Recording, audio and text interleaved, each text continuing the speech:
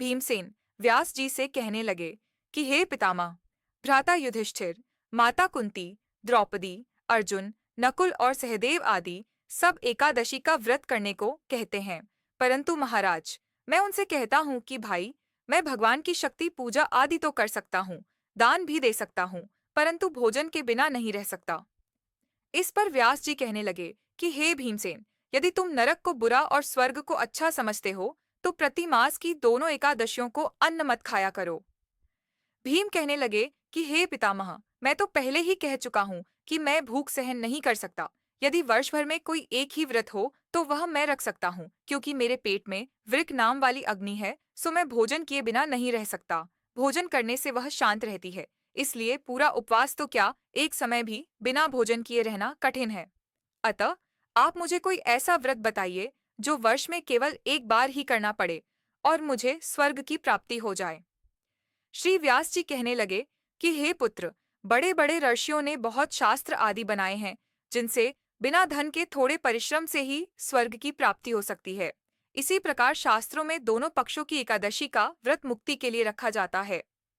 व्यास जी के वचन सुनकर भीमसेन नरक में जाने के नाम से भयभीत हो गए और कांपकर कहने लगे कि अब क्या करूं? मास में दो व्रत तो मैं कर नहीं सकता। हाँ, वर्ष में एक व्रत करने का प्रयत्न अवश्य कर सकता हूँ। अतः वर्ष में एक दिन व्रत करने से यदि मेरी मुक्ति हो जाए तो ऐसा कोई व्रत बताइए। यह सुनकर व्यास जी कहने लगे कि वृषभ और मिथुन की संक्रांति के बीच ज्येष्ठ मास के शुक्ल पक्ष की जो एकादशी आती है, उसका नाम निर्जला एकादशी है। तुम उस एकादशी का व्रत करो। इस एकादशी के व्रत में स्नान और आचमन के सिवा जल वर्जित है। आचमन में 6 मासे से अधिक जल नहीं होना चाहिए, अन्यथा वह मद्यपान के सदृश हो जाता है। इस दिन भोजन नहीं करना चाहिए, क्योंकि भोजन करने से व्रत नष्ट हो जाता है।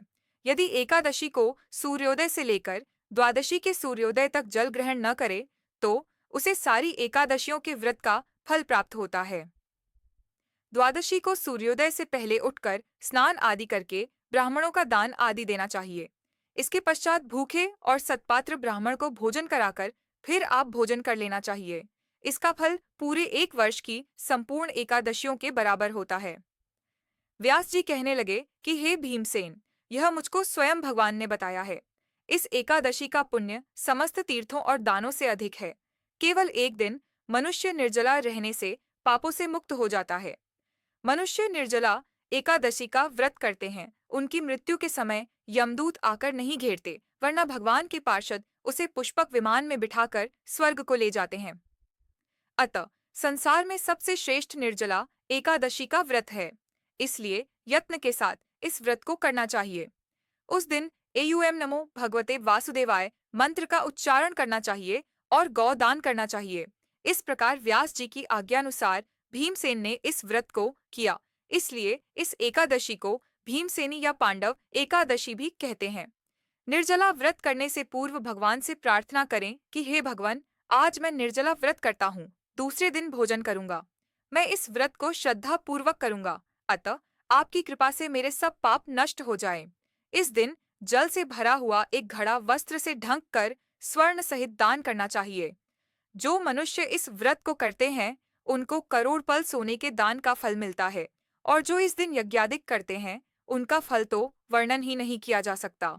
इस एकादशी के व्रत से मनुष्य विष्णु लोक को प्राप्त होता है। जो मनुष्य इस दिन अन्न खाते हैं, वे चांडाल के समान हैं, वे अंत में नरक में जाते हैं। जिसने निर्जला एकादशी का व्रत किया है, वह चाहे ब्रह्म हत्या हो, मद्यपान करता हो, चोरी की हो या गुरु के साथ द्वेष किया हो, मगर इस व्रत के प्रभाव से स्वर्ग जाता है। हे कुंती पुत्र, जो पुरुष या स्त्री श्रद्धापूर्वक इस व्रत को करते हैं, उन्हें अग्रलिखित कर्म करने चाहिए। प्रथम भगवान का पूजन, फिर गौदान, ब्राह्मणों को मिष्ठान्न व दक्षिणा देनी चाहिए तथा जल से भरे कलश का दान अवश्य करना चाहिए। निर्जला के दिन अन्न, वस्त्र आदि का दान भी करना चाहिए। जो मनुष्य भक्तिपूर्वक इस कथा को पढ़ते या सुनते हैं, उन्हें निश्चय ही स्वर्ग की प्राप्ति होती है।